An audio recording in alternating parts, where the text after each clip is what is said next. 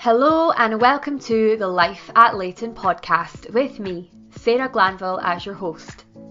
Here at Leyton UK, we know our people are more than just their job. The careers of our people are part of their unique lives, and who they are as a whole person is what fundamentally contributes to their success and the success of our business. In the podcast, we'll spend time with one of our exceptional people from across the business. And in each episode, we'll look to explore the people behind the job titles, the unique and brilliant stories that make them who they are. In today's episode, we talk to the wonderful Greg Greenaway, who leads one of our business development teams in Manchester. Greg is one of our colleagues who come from a military background, and we thought that recording and releasing this episode around Armed Forces Day was a great way to show our support to the men and women who make up the Armed Forces community. Greg and I discuss his experience leaving the military and moving into a career in sales. We talk about how his military background has been integral to his success throughout his sales career, and what an asset ex-military colleagues can be to employers thanks to the skill set and values they develop throughout their time in service. This was a really enlightening conversation, both for those who are thinking about what is next after military life, and for those of us who don't have this experience to better understand how we can support our ex-military colleagues and employees. Thank you, Greg, for your honesty. And thank you for tuning in. Grab yourself a coffee and get ready to be inspired by the people that are Leyton UK.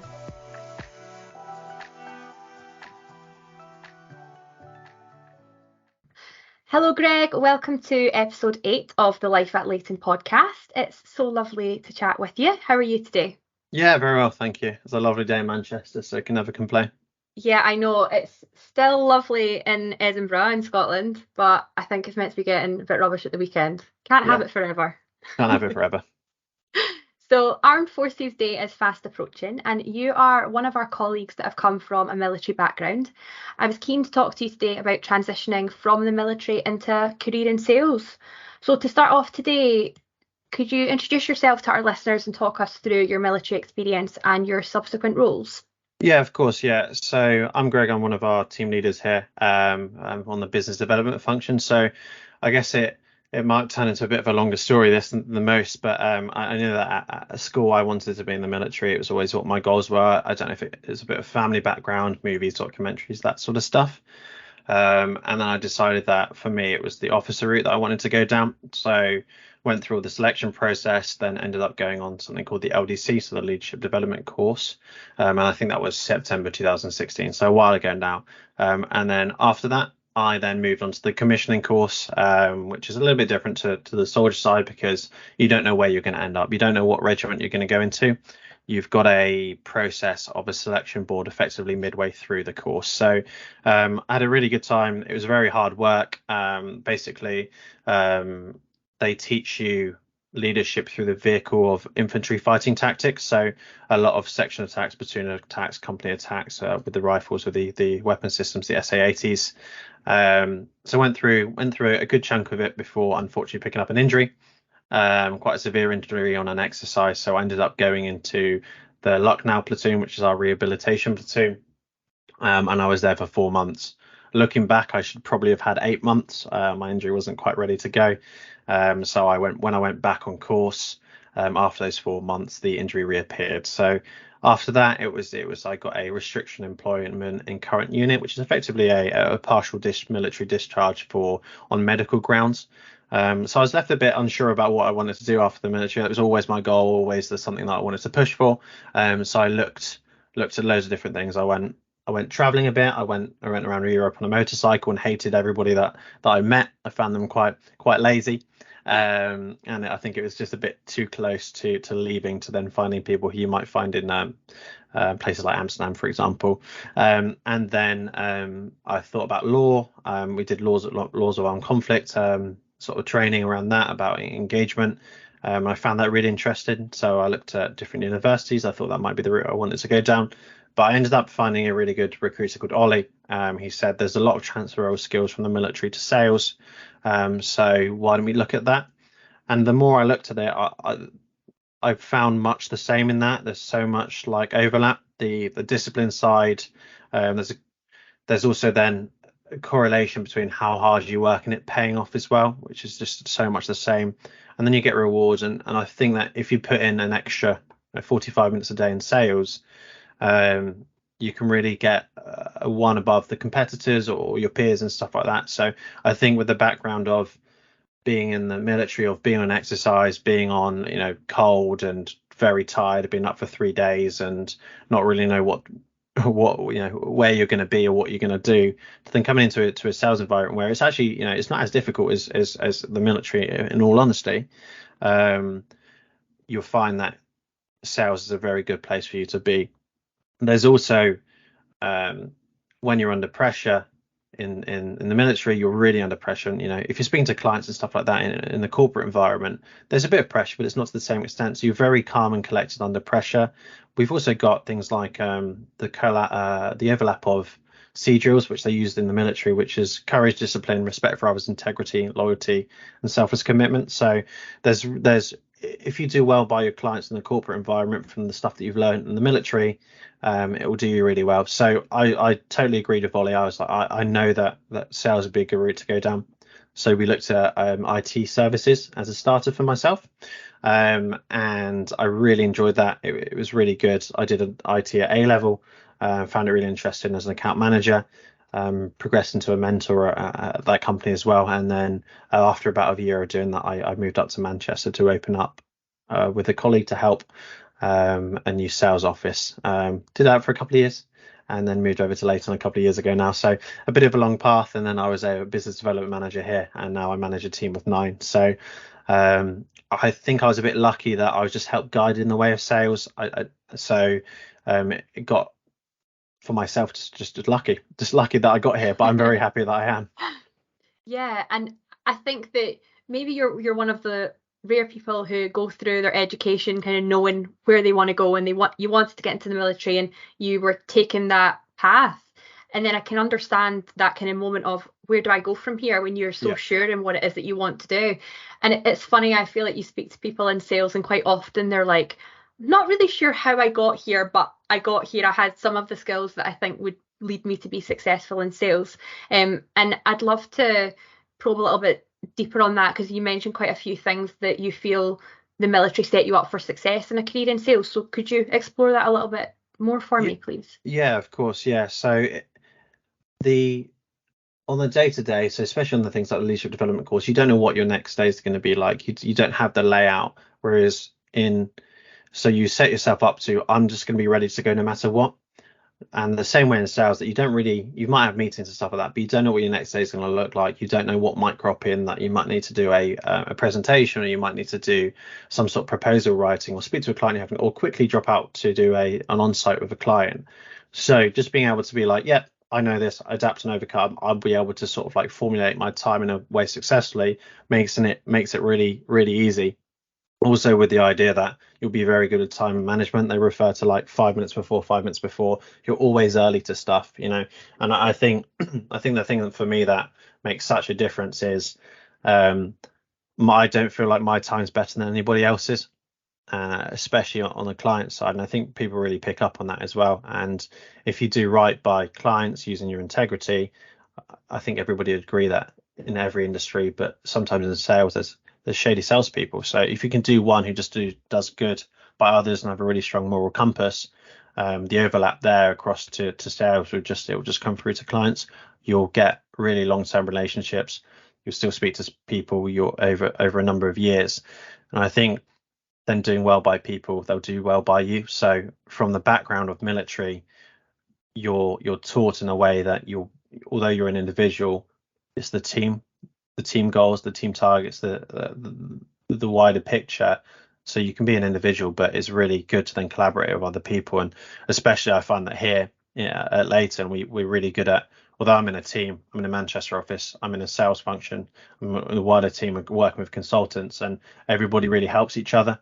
And as long as you're good at communication, which is very clear cut in the military, you don't hide what you're feeling, or you just say what you need to in order to get sort of like the job done.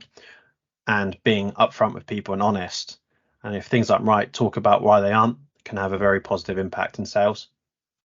Yeah, I think it makes complete sense to me from a talent acquisition standpoint. What I look for in good salespeople is exactly what you've said there, and it's great to see the link that's come from your military background into your chosen career now in sales. Do you feel that there was any challenges that you had to overcome during the transition from military life into civilian employment?